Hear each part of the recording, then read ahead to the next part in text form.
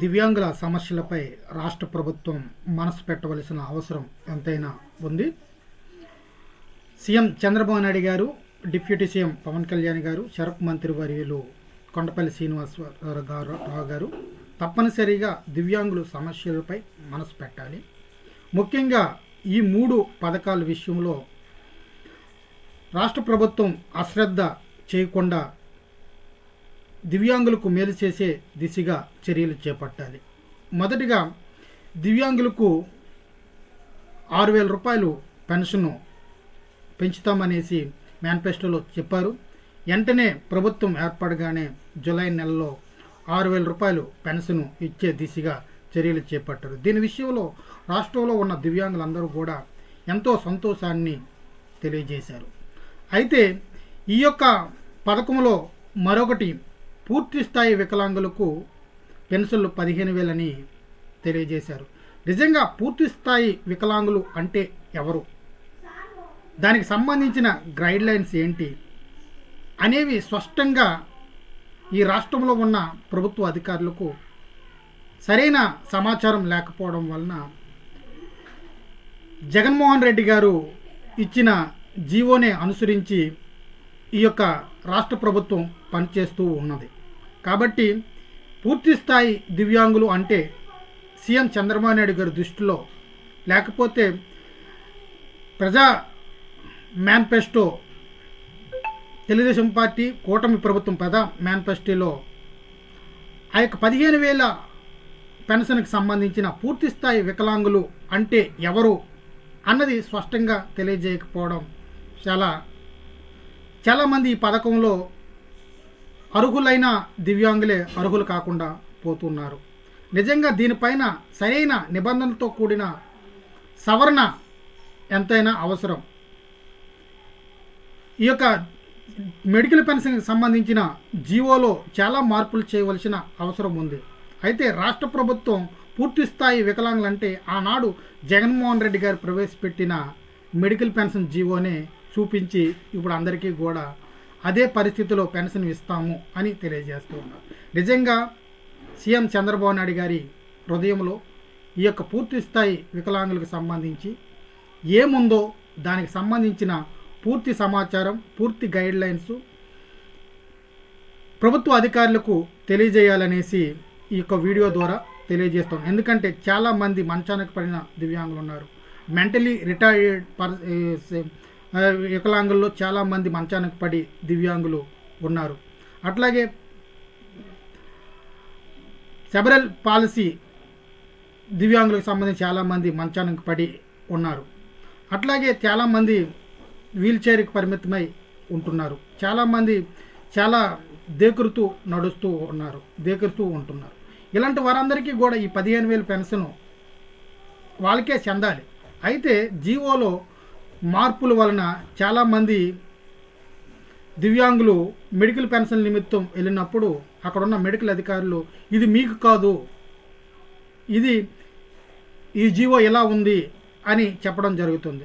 నిజంగా జీవోలోకి సంబంధించిన సరైన క్లారిటీని చంద్రబాబు నాయుడు గారు తన నోటి మాటలతో తెలియజేస్తే ఇంకా బాగుంటుందనేసి నేను తెలియజేస్తున్నాను. అట్లాగే డిప్యూటీ సీఎం పవన్ కళ్యాణ్ గారైనా ఈ జీవోపై సరైన అవగాహన చేసుకొని ఈ జీవోకి సంబంధించి, మెడికల్ పెన్షన్ జీవోకి సంబంధించి ఇట్లాంటి వారికి మేము ఈ యొక్క 15,000 రూపాయల పెన్షన్ అందించడానికి మేము చర్యలు చేపడుతున్నామనేసి ఒక ప్రెస్ మీట్ ద్వారా తెలియజేస్తే ఈ యొక్క మెడికల్ పెన్షన్ విషయం పైన దివ్యాంగులకు ఒక క్లారిటీ వచ్చిననేసి నేను ఈ యొక్క వీడియో ద్వారా మీకు తెలియజేస్తూ ఉన్నాను. అట్లాగే దివ్యాంగులకు వివాహ బహుమతి పథకం అంటే 1,50,000 రూపాయలు గత ప్రభుత్వం అనౌన్స్ చేసింది. అయితే టీడీపీ ప్రభుత్వంలో 2014 నుంచి 2019 వరకు దివ్యాంగుల శాఖలో అప్లై చేసుకొని దివ్యాంగుల శాఖ ద్వారా మాత్రమే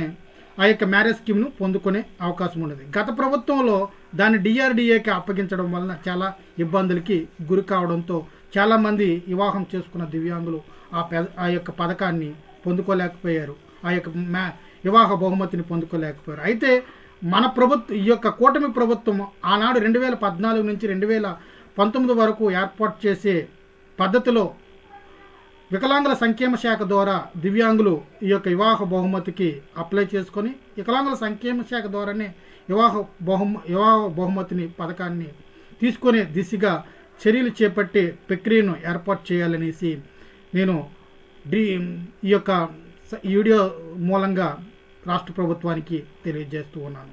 అట్లాగే దివ్యాంగుల పెన్షన్లు తొలగింపుకు సంబంధించిన 6 స్టెప్ వ్యాలిడేషన్ జీవో 174ను ఈ ప్రభుత్వం రద్దు చేస్తుందా లేకపోతే అదే జీవోని కంటిన్యూ చేస్తుందా అనేది చాలా స్పష్టంగా తెలియజేయవలసిన అవసరం ఉంది. ఎందుకంటే గతంలో వైసీపీ ప్రభుత్వంలో దివ్యాంగుల పెన్షన్లు తొలగించినప్పుడు సుమారు 1,00,000 పెన్షన్లు తొలగించడం జరిగిందనేసి తెలిసినప్పుడు కూటమిలో ఉన్న పార్టీలన్నీ కూడా దీనిపైన మేము పోరాటం చేసినప్పుడు మీరందరూ కూడా మాకు మద్దతు ఇవ్వడం జరిగింది.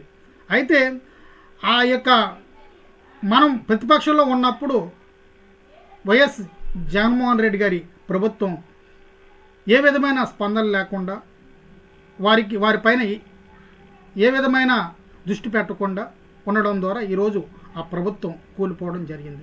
అయితే ఇప్పుడున్న కూటమి ప్రభుత్వం ఈ జీవోపై సరైన సర్వే చేసి ఈ యొక్క 174 జీవోను పూర్తిగా రద్దు చేసి కొత్త నియమావళిని పెన్షన్ స్కీమ్కి అప్లై చేయవలసిందిగా కోరుతూ ఉన్నాం. ఎందుకంటే ఈ 6 స్టెప్ వ్యాలిడేషన్ వలన చాలా వరకు నిజమైన దివ్యాంగులు పెన్షన్లు కోల్పోయారనే సత్యం ఈ యొక్క రాష్ట్రంలో అందరికీ తెలిసిన సమాచారమే. అయితే ఇప్పుడు కూటమి ప్రభుత్వం అదే జీవోని అనుసరించి పెన్షన్లు నిలిపివేస్తే చాలా ఇబ్బందులు పడే అవకాశము దివ్యాంగులకు ఉంటుంది. కాబట్టి ఈ 174 జీవోని వెంటనే తొలగించే దిశగా రాష్ట్ర ప్రభుత్వం చర్యలు చేపట్టి కొత్తగా గైడ్లైన్స్ను ఏర్పాటు చేసి దివ్యాంగుల పెన్షన్లు తొలగించడానికి అట్లాగే బోకస్సు చదరం సర్టిఫికేట్లను తొలగించడానికి ప్రక్రియలను ఏర్పాటు చేస్తే బాగుంటుందనేసి డిఆర్డిఏ మంత్రివర్యులు అలాగే శర్ప మంత్రివర్యులని ప్రేమపూర్వకంగా కోరుతున్నాం. ఈ 3 విషయాలపైన త్వరితంగా సీఎం చంద్రబాబు నాయుడు గారి కూటమి ప్రభుత్వం చర్యలు చేపట్టాలి. లేకపోతే చాలామంది దివ్యాంగులు నష్టపోయే అవకాశం ఉంటుంది. వీటిని త్వరగా ఈ సమస్యలను పరిష్కరించకపోతే ఈ వెంటనే పరిష్కరించవలసిన సమస్యలు కాబట్టి వెంటనే పరిష్కరించడానికి ఈ యొక్క రాష్ట్ర ప్రభుత్వం ముందడుగులు వేయాలనేసి హృదయపూర్వకంగా కోరుకుంటూ వికలాంగులకు మేలు చేసే దిశగా చర్యలు చేపట్టే పద్ధతులనే ఏర్పాటు చేయాలని ఈ ప్రభుత్వాన్ని డిమాండ్ చేస్తున్నాం. నా పేరు కానూరు శంకర్రావు, పీడబ్ల్యూడి ఫెడరేషన్ ఆంధ్రప్రదేశ్ రాష్ట్ర అధ్యక్షుడిని.